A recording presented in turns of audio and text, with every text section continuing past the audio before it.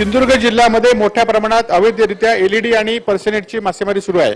या संदर्भात पारंपरिक मच्छीमारांनी अनेक आंदोलनं केली, परंतु या आंदोलनाला यश मिळालं नाही। तर माझी आपल्या मार्फत सरकारला विनंती आहे की ही अवैधरित्या मासेमारी बंद व्हावी आणि त्या मच्छीमारांवर पारंपरिक मच्छीमार जे गुन्हे नोंद केले ते गुन्हे या ठिकाणी मागे घ्यावे। सिंधुदुर्ग जिल्ह्यामध्ये मोठ्या प्रमाणात अवैधरित्या एलईडी आणि पर्सेनेटची मासेमारी सुरू आहे।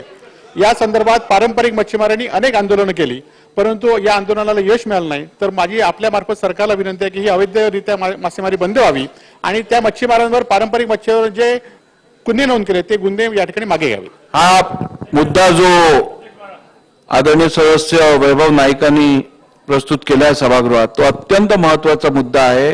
गेल्या 3 अधिवेशनात सातत्याने या विषयावरती चर्चा होऊनही कारवाई झाली नाहीये।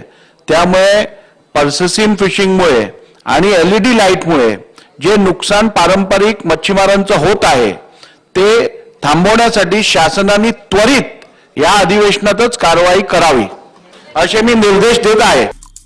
आमचे दिवसभरातले सर्व अपडेट्स, ताज्या घडामोडी आणि थेट लाईव्ह पाहण्यासाठी सबस्क्राइब करा, लाईक करा कोकणचं नंबर 1 महा चॅनल कोकण 7 लाईव्हचं YouTube चॅनल।